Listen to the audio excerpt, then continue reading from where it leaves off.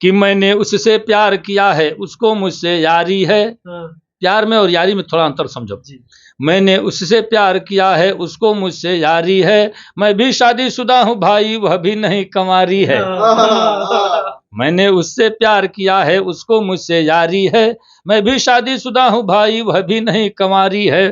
Fitness मेरा सही सलामत, चेचिस थोड़ा हल्का, जैसा कि आप देख रहे हैं।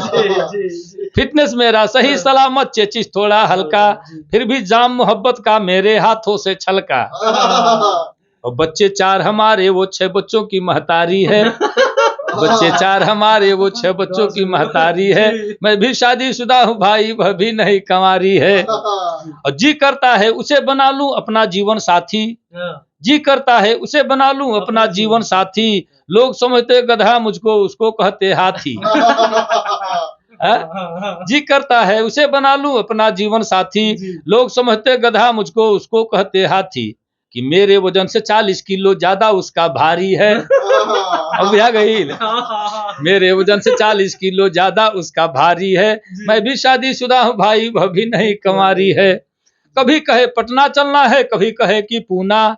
मैं उसको मक्खन मलता, वो मुझे लगाती चूना। आजकल यही सब हो रहा है।